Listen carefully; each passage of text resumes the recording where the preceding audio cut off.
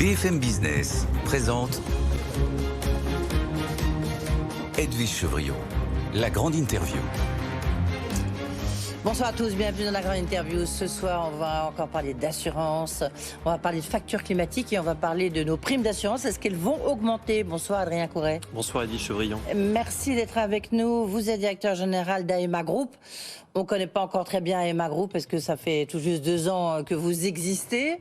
Et du reste, vous publiez vos résultats. On va en dire un mot tout à l'heure. On va rappeler AEMA, c'est la Massif, évidemment. C'est Aesio, c'est aussi Abeille ex-Aviva que vous avez racheté. 4e assureur français, en tous les cas, c'est ce que vous revendiquez comme position. Vous êtes un des plus gros mutualistes dans le monde. On va parler de vos résultats, bien sûr, mais d'abord, un commentaire sur la réforme des retraites. Vous avez regardé les images comme tout le monde. Cette réforme des retraites, pour vous, pour un assureur que vous êtes, est-ce que c'est très important ? Oui, c'est important, mais pas au sens où le débat s'est passé. Il y a eu une cristallisation sur l'âge des 64 ans. Nous, quand on interroge nos sociétaires chez AEMA, on voit que la question n'est pas tellement celle de la retraite, mais celle du vieillissement au sens large. C'est la question de la dépendance, c'est celle de la retraite, et même en tant qu'employeur, c'est comment j'arrive à bien vieillir dans mon travail quand je suis un senior. Et la façon... Quelqu'un d'expérimenté, c'est ce qu'il faut dire, paraît-il. Oui. C'est ce qu'en tout cas, ce que nous disait hier Sophie Bellon, la patronne de Sodexo, qui avait fait un rapport sur la question. Mais on voit bien que quand l'âge des 64 ans cristallise beaucoup de choses, en réalité, c'est que les Français se posent la question de comment je vais faire pour tenir au travail jusqu'à 64 ans. Et ça, c'est une question sociale pour les employeurs qui est extrêmement importante, auquel on est tous confrontés. Mais est-ce que pour vous, vous dites quand même, vous êtes obligé d'anticiper, bien sûr, il y a une inquiétude sur le niveau des retraites. Chacun a calculé sa retraite. Et beaucoup se disent, notamment des jeunes, des plus jeunes dans tous les cas, peut-être des jeunes comme vous, des plus jeunes que moi, se disent, moi, j'aurai pas de retraite, donc je vais commencer à réfléchir à éventuellement la retraite par capitalisation. Est-ce que, pour vous, c'est cette réforme des retraites, avec les conséquences que ça a eu, pas forcément de manière objective, mais presque plus subjective, est-ce que ça donne le top départ de la retraite par capitalisation ? Je ne suis pas certain. On est attaché à la retraite par répartition. Moi, je suis dans un groupe mutualiste et ce régime de solidarité, il a de l'importance. La réalité, c'est que les Français épargnant pour eux-mêmes, par l'assurance vie, par les contrats d'épargne retraite, ça existe depuis très longtemps. Et c'est vrai que ce que l'on voit maintenant depuis quelques années, c'est un recours de plus en plus accru, notamment au PER, qui est un vrai succès. Le plan d'épargne retraite, qui est un vrai succès depuis 3 ou 4 ans. On a presque 4 millions de Français qui ont souscrit un plan d'épargne retraite, quelque part pour trouver des solutions fiscales de rendement. Mais ça ne vient pas remplacer le système de répartition, qui est un vrai régime de solidarité dans lequel le mouvement mutualiste se reconnaît. Oui, et puis les Français, ils sont très attachés, mais ça devient en complément, en tous les cas. Tout à fait. Oui. Alors, vous avez publié vos résultats, donc ce bilan pour cette 2e année d'existence, très forte hausse du chiffre d'affaires, 16 milliards, plus de 16 milliards d'euros, pour un résultat qui, lui, est un peu plus bas, qui a 122 millions. Et on verra, il y a des hauts et des bas. La facture climatique a pesé. Vous avez dit, c'est un climat, une conjoncture extrêmement défavorable que nous avons traversé, mais que vous traversez encore du reste, non ? Oui, mais si on prend l'année 2022, l'exercice, ça a été l'année la plus difficile pour l'assurance depuis 1999. On a eu le retour de l'inflation, réparer un pare-choc, une tuile sur les toits, 10% plus cher, et vous l'avez dit, la facture climatique. 2022, c'est l'année la plus chargée en sinistralité climatique depuis 1999. 10,6 milliards, en tous les cas, c'est ce que disait la présidente de la Fédération des assureurs. Exactement, avec les grêles du mois de juin, avec la sécheresse dont la facture ne cesse de s'alourdir. Pour nous, à AEMA Group, par rapport à notre résultat de 122 millions d'euros, il y a là-dedans un impact défavorable de la sinistralité climatique de plus de 300 millions d'euros. Donc c'est pour vous dire que, évidemment, notre résultat est peut-être un petit peu plus bas que ce qu'on attendait, mais c'est parce que c'est une année où la sinistralité a été là. Il a fallu accompagner nos sociétaires et adhérents sur le sujet, et quelque part, c'est normal que dans des moments d'aléas, l'assurance et les groupes mutualistes interviennent. Sur la question de la sécheresse, j'ai découvert ça, l'impact de la sécheresse, notamment sur les habitations, avec des fissures qui se sont faites un peu partout. Est-ce que vous êtes, parce qu'il y avait tout un débat pour savoir si à la limite, cette sécheresse a provoqué toutes ces fissures et donc il faut un peu d'office les réparer. Il y a même une proposition de loi qui a été déposée par Sandrine Rousseau, la députée Vert, et qui dit ça. Est-ce que vous êtes d'accord avec ça ou vous dites, attendez, on ne peut pas rentrer dans ce système-là, sinon ça ne va pas être 10,6 milliards pour l'ensemble de la profession, ça va être 15 milliards. Je pense qu'il faut revenir à l'origine, c'est le régime catastrophe naturelle. Il n'est pas très connu des Français, mais c'est un vrai régime de solidarité que les pays autour de nous nous envient. Et c'est ce qui a permis depuis 40 ans, il existe depuis 40 ans, de faire que n'importe où sur le territoire, chaque Français paye une petite cotisation qui participe à cet équilibre. Et c'est vrai que, vous l'avez bien dit, la question de la sécheresse, elle augmente depuis des années. Et certains disaient il faut sortir la sécheresse du régime climatique. Ça, c'est une rupture de la solidarité. Donc oui, il faut mieux indemniser, mais ça veut dire que le régime de catastrophe naturelle, il faut accepter de plus abonder et d'augmenter une taxe, c'est comme ça qu'il y a une contribution qui figure dans les contrats d'assurance. On va avoir besoin demain d'être plus protégés. Oui, donc vous poussez vous aussi pour que, en fait, la prime sur les 4 nat, comme on dit dans votre jargon, les catastrophes naturelles, soit plus élevée. Il n'y a pas d'argent magique d'une certaine façon. Et pour mieux se protéger demain, notamment face à la facture climatique, il faut plus cotiser. En revanche, faisons-le dans un régime de solidarité qui est le régime de catastrophe naturelle. Ouais. Il n'y a pas de régime de catastrophe naturelle aux États-Unis. Qu'est-ce qui se passe ? Eh bien, il y a des gens, quand il y a des tornades, c'est simple, ils n'ont plus rien et il n'y a pas d'intervention derrière d'assurance, régime public ou régime privé. Oui, cela dit, on peut avoir la sécheresse sans que forcément le régime de catastrophe naturelle soit déclenché. Oui, tout à fait. Après, il intervient même très très souvent. Oui, dans un cas sur deux quand même, le régime intervient. Mais c'est vrai, il y a l'autre cas où il n'intervient pas. C'est la question du verre à moitié vide ou à moitié plein. Alors c'est vrai qu'aujourd'hui, on estime qu'il y a à peu près 10 millions de maisons en France qui pourraient être concernées par cela. Il y a la question du régime et de l'indemnisation financière. La question qu'on commence à se poser, nous, ce qu'on dit au pouvoir public, c'est la question de la prévention. Oui. C'est-à-dire comment on fait en sorte que sur des terrains, avec des choses très concrètes, on évite que les fissures aient lieu. Souvent, c'est lié au fait que le terrain se contracte. Donc, comment on hydrate le sol, comment on évite qu'il y ait trop d'arbres dans le jardin qui prennent finalement l'eau du terrain. Il y a des éléments de prévention qu'il faut commencer à regarder, à prendre en compte. Enfin, la question des diagnostics, elle est très récente depuis la loi Elan. Il faudrait pouvoir la généraliser sur le bâti existant. Oui, mais ce diagnostic, il doit être fait par qui ? Eh bien, comme il est fait aujourd'hui, par des sociétés expertes, par le secteur privé, en fait, des experts, des sociétés qui se structurent. Et c'est un des éléments des propositions de loi que je trouve qui va dans le bon sens, qui doivent beaucoup plus répondre finalement de leurs actions et de leur expertise. Il faut qu'il y ait une normalisation accrue sur le sujet. Après, comme beaucoup de métiers aujourd'hui, ce sont des métiers sur lesquels les compétences et les ressources commencent à faire défaut. Oui. Est-ce que on reviendra après sur l'inflation, la hausse des taux, ça a forcément un impact. Et puis vous, les assureurs, c'est Geoffroy de Robezu, le président du MEDEF, qui disait en fait, ce sont les assureurs et les banquiers qui vont changer le capitalisme parce que vous investissez dans les entreprises et vous avez des exigences de plus en plus fortes, notamment sur tous les critères ESG. Juste sur la hausse des primes en 2023, il y a eu un pacte inflation qui avait été signé sur 2022, donc la hausse des primes a été limitée. Quid de 2024 et 2023 et 2024 chez la Massif essentiellement? Alors, on est très tôt dans l'année pour se dire comment. On est au mois d'avril, 2023. Oui, ouais. Comment dire si on reprend les paramètres et les facteurs, si on veut être très concret, nous en 2022, nous avons moins augmenté nos primes que l'inflation. Nous sommes un groupe mutualiste, nous ne payons pas de dividendes. On a augmenté nos tarifs entre 3 et 5% sur les risques. La moyenne, c'était 1,6 selon le pack inflation qui avait été signé. Non, le pack inflation, c'était faire moins que l'inflation qui était à plus 6%. Oui. Donc on a fait partie des assureurs qui ont clairement le moins augmenté. On a pris sur nos marges parce qu'on est un groupe mutualiste. L'an dernier, on avait l'inflation. On l'a encore cette année. L'an dernier, on avait la sinistralité climatique. Pour l'instant, le début de l'année est plutôt favorable. On va voir ce qui va se dérouler. Mais nous serons obligés de répercuter l'évolution de la sinistralité sur nos primes parce qu'aujourd'hui, nous, en tant que groupe mutualiste, vous parliez de 122 millions d'euros de résultats. C'est un niveau de résultat qui est relativement bas. C'est 1% de nos fonds propres. Et donc, on a besoin, pour investir pour l'avenir, pour renforcer nos réserves, d'ajuster l'évolution de nos primes. Et ça sera une hausse de combien alors ? Non, mais pour arriver à ce que vous venez de dire, l'objectif que vous êtes fixé, Adrien Corret. On ne se fixe pas d'objectif en début d'année. On attend de voir comment la sinistralité se déroule. Regardez où on était l'an dernier. Les grêles qui ont été si fortes, elles sont arrivées au mois de juin. Ouais. Et de façon totalement inédite. La sécheresse, elle était au mois de juillet. Il y aura des hausses de primes. Oui, c'est certain. Il y aura des hausses, c'est inéluctable. C'est structurel. Oui, c'est structurel.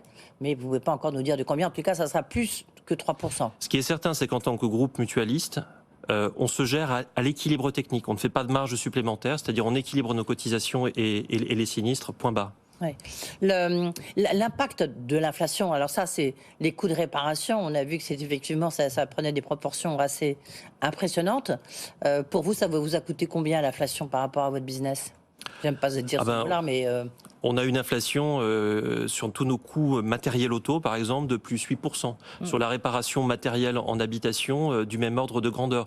Donc ça se chiffre en centaines de millions d'euros supplémentaires. C'est pour ça qu'on arrive dans un moment qui a un vrai changement de cycle, qui a un point entre guillemets qui pourrait être de rupture si les tarifs ne devaient pas suivre. L'augmentation des tarifs, ce n'est pas l'augmentation des marges pour nous, c'est la capacité à pouvoir continuer à accompagner nos assurés dans le temps. Oui, mais je prends un exemple parce que j'avais cet exemple avec Florence Lutzmann, donc encore une fois de la présidente de la Fédération des assureurs, qui dit il faut pas faire de la prévention, mais en tous les cas, il faut arrêter quand vous changez votre pare-brise, vous avez le droit à une console Nintendo, vous avez le droit à des essuie-glaces, etc. Vous avez racheté justement une entreprise de pare-brise, Mondial Pare-brise. Exactement. Donc est-ce que vous faites un cadeau quand on va changer le pare-brise chez vous? Eh bien justement non. Cette opération et l'acquisition par massive de Mondial Pare-brise, elle s'est faite. Nous l'avons faite parce que nous trouvions qu'il y avait des abus sur le marché et donc nous faisons l'acquisition Mondial Pare-brise pour mettre fin à certaines pratiques commerciales qui font que un pare-brise, ça coûte toujours plus cher à réparer. On vous dit que c'est gratuit à la télévision. En fait, ça ne l'est pas parce que ça se répercute dans les primes d'assurance. En tant que mutuelle, en tant que groupe mutualiste, nous voulons agir pour réguler ces défauts de marché. Et c'est la raison pour laquelle nous rentrons dans le marché de la réparation avec cette acquisition par la massive de Mondial Pare-brise. Ouais. Donc, c'est une intégration un peu verticale, justement, en termes de réparation. Vous allez la poursuivre ou pas? Jusqu'où vous allez aller? Dans le mouvement de changement que je décrivais, je pense que l'assureur, on a longtemps dit que l'assurance, c'était quelque chose qui était un peu à côté, c'était dans la banque, dans des plateformes. Moi, je crois que l'assurance est au démarrage de plein de choses. Oui. On envoie des millions de missions chaque année pour des experts, des réparateurs.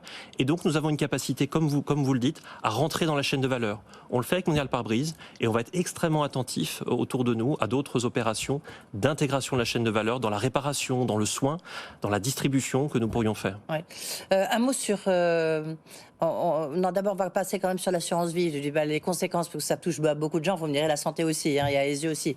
Mais l'assurance vie, c'est un peu le match assurance vie contre livret A, même si certains assureurs disent que non.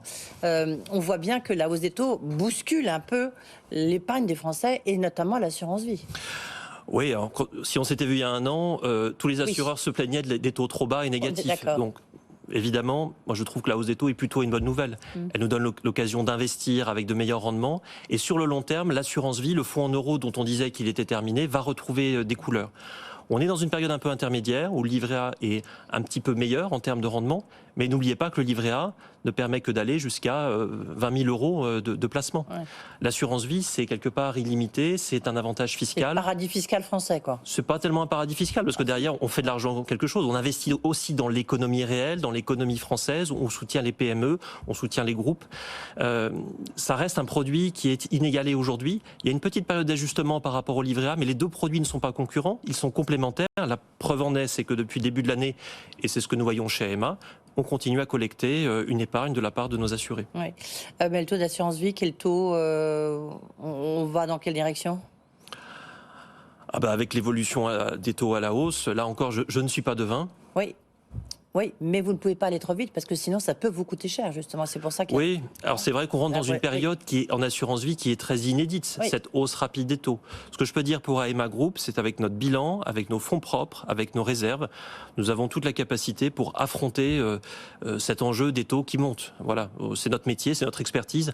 Il faut que nos assurés soient extrêmement rassurés par rapport à ça. Qui plus est, je le rappelle, vous connaissez mon ancienne, dans un groupe mutualiste où l'argent reste aux mains des assurés. Oui. Oui, le modèle que vous défendez.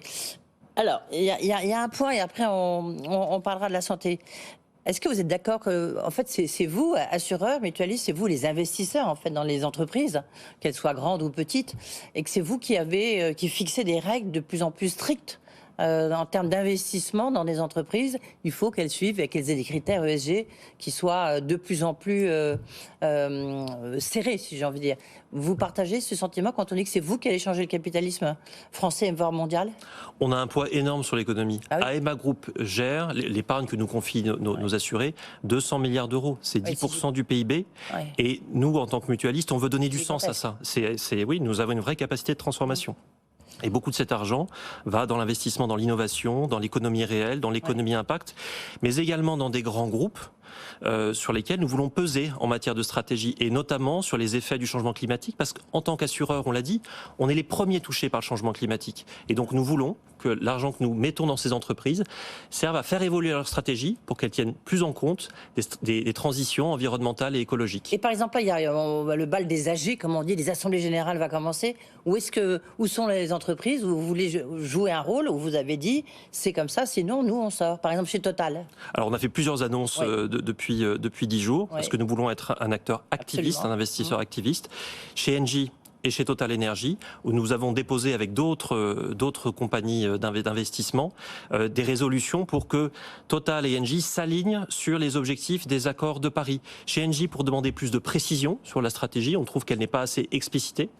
Et chez Total, on trouve que des éléments de la stratégie ne vont au contraire pas du tout dans le sens du respect des accords de Paris, à la fois sur les objectifs d'émissions indirectes de gaz à effet de serre, et puis sur le fait qu'il y a toujours des projets qui sont un problème par rapport aux extractions pétrolières et gazières.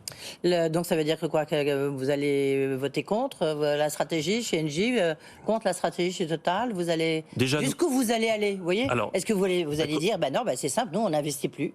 Comme l'an dernier, nous déposons une résolution. Déjà, il faut se bagarrer pour qu'il y en ait une. Ouais. Quand la résolution a lieu, nous votons contre. Et surtout, nous le faisons savoir. Notre pouvoir en tant qu'investisseur, il n'est pas seulement la part de capital qu'on peut avoir. Notre coalition, par exemple chez Total, elle représente souvent à peu près 10%. Avec 10%, on peut faire pas mal de choses. C'est énorme. Ouais. C'est énorme dans des groupes cotés. Mais surtout, il faut le faire savoir. Et il y a 3 ans, c'était peut-être 7-8%. L'an dernier, c'était 9%. On va voir. Là, vous avez... Avec d'autres... L'an dernier, nous représentions, lorsque nous avons voté contre les aspects de C and Climate chez Total, nous faisions partie d'une coalition représentant 10% du capital de Total. Et là ? Et là, écoutez, on se compte, on réserve la surprise pour l'Assemblée Générale. Ce qui est important. Plus que 10% quand même ? On l'espère. Ouais. Et surtout, on pousse les investisseurs qui ont des logiques ESG, mais qui n'ont pas encore, je dirais, le courage de leur vote et de leur prise de position à le faire. Oui, mais regardez, pardonnez-moi, Adrien Couret, Total, c'est son métier. Vous voyez ce que je veux dire ? C'est son métier même qui est un peu contraire justement à la transformation climatique. Certes, il se transforme très très vite, mais pour l'instant, c'est encore une grosse multinationale qui produit de l'hydrocarbure. Il fait des éoliens, il va dans l'hydrogène, il bouge, mais en même temps, c'est son cœur de business, quoi. La question que vous posez, c'est pourquoi nous n'avons pas exclu Total ? Oui. C'est parce que nous avons une conviction, c'est que la transition écologique de demain, elle a besoin des énergéticiens d'aujourd'hui. Oui. Elle a besoin de leur savoir-faire, de leurs compétences, de leur argent, de leur innovation. Ouais. Et donc, il faut faire pression sur eux. Par contre, nous savons que si à un moment, Total n'arrive pas à aller dans notre sens, eh bien, sans doute, nous irons sur une logique d'exclusion. Mais utilisons notre influence, faisons savoir, on est dans une société médiatique, on peut exprimer des désaccords et nos sociétaires nous disent, on aime cette stratégie-là, vous allez dans le bon sens. Donc il faut s'attendre à un bras de fer lors de l'AG de Total. Et sur Engie, sur Engie, les précisions, c'est des précisions sur quoi, si vous pouvez être plus précis justement? Sur la stratégie de réduction des impacts en termes de gaz à effet de serre. Voilà, on rentre dans un dialogue, mais là aussi on le met sur la place publique, on veut le faire savoir pour inciter Engie à aller davantage dans cette direction. Et là, vous pesez combien avec... Aujourd'hui, on démarre comme on a démarré chez Total et on pèse moins de 2%, mais... Ouais. Ça suffit pour démarrer et commencer à faire levier. Ouais, donc c'est vraiment, en fait, c'est vous les acteurs de cette transition écologique avec les banquiers, enfin les investisseurs, quand vous avez 200 milliards à investir, c'est sûr que vous pesez quoi. Je nous définis chez AEMA comme investisseurs activistes. Nous sommes un groupe indépendant et donc... c'est fort le mot activiste, hein. Oui, mais c'est un mot qui a été dévoyé parce que pendant des années... Activiste, c'est Bluebell quoi. Je pensais pas que ce serait AEMA. L'activisme, c'est un beau mot, mais il a été dévoyé puisqu'il a été mis sur les fonds vautours. Il faut redonner du sens à l'activisme, c'est finalement d'aligner les entreprises avec l'intérêt commun. Oui. Aesio, c'est donc la partie santé. Fusion donc massif Aesio pour donner AEMA, je le rappelle. Alors, pas une fusion, je vous rappelle. Oui, fusion, enfin rapprochement, voilà. Un grand groupe à la mutualiste, mais vous avez toujours des structures un peu compliquées, donc c'est pour ça, mais c'est des structures qui se défendent et qui marchent bien, on le voit. Aesio, c'est toujours difficile. Qu'est-ce qu'il vous faut? Il y a un plan de restructuration. Qu'est-ce qu'il vous faut pour que ça marche et quand est-ce que ça va être rentable? Alors c'est pas Aesio qui est difficile, c'est le marché de la complémentaire santé. Oui. Aujourd'hui c'est difficile pour tous les acteurs si vous regardez des résultats ou des stratégies que nos concurrents ont déployées parce que c'est un secteur qui est hyper régulé depuis 10 ans. Les pouvoirs publics nous ont enlevé toute marge de manœuvre, nous imposent des charges supplémentaires sans pouvoir mettre le bon prix. Et donc quelque part contraint et forcé, on doit faire des bons choix. et notamment au niveau d'Aesio. Il y a un choix de repositionnement sur des segments d'activité, peut-être faire un petit peu moins d'assurance collective parce que c'est un segment qui est plus difficile. Et puis effectivement, pour s'adapter à cette donne de marché imposée par les pouvoirs publics, aller sur des logiques de restructuration, de baisse de coûts, pour continuer à rester compétitif. C'est un sujet sur lequel on est en train de travailler et on a des annonces qui viendront dans les prochaines semaines sur le sujet. Et ça passe notamment par des restructurations, des licenciements ? Alors c'est trop tôt pour le dire, on a un dialogue social qui est en cours et lorsque ce dialogue social est en cours, ça veut donc dire qu'il y a lorsque ce dialogue social sera engagé, on communiquera sur le sujet. Oui, et donc il y aura des licenciements chez Aesio, quoi. Attendons le dialogue social. Oui. Abeille, ex-Aviva, comment l'intégration se passe comment ? Écoutez, tout à l'heure, il y a un chiffre que j'ai pas donné.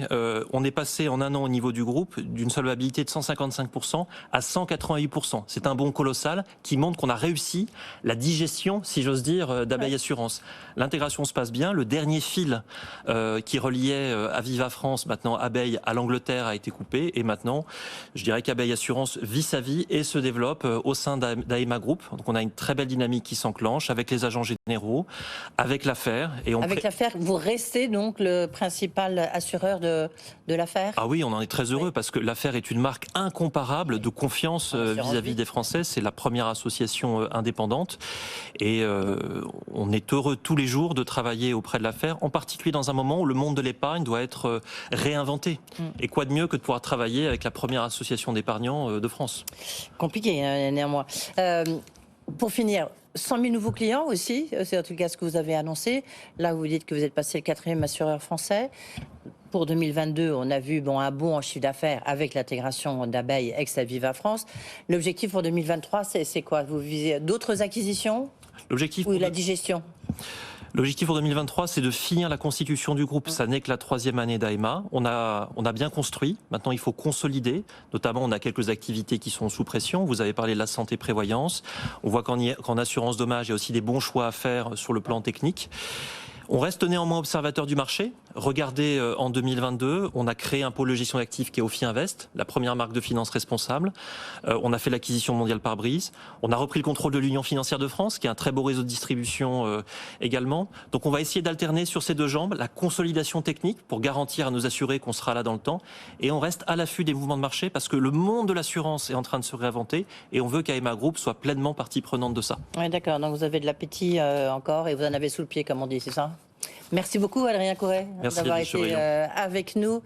Donc, le directeur général d'AEMA Group, Massif Aesio, vous l'avez compris, Abeille, et d'autres entreprises, notamment Mondial Pare-Brise. Adrien Couret qui se veut être un investisseur activiste. On a retenu le message. Merci beaucoup. Voilà, c'est la fin de ces grandes interviews. Tout de suite, comme tous les soirs, Tech & Co. Bonne soirée. Et puis, si vous voulez réécouter cette interview, vous pouvez soit regarder le petit QR code qui s'affiche si vous regardez la télévision, soit aller sur le site du BFM Business en replay. À demain.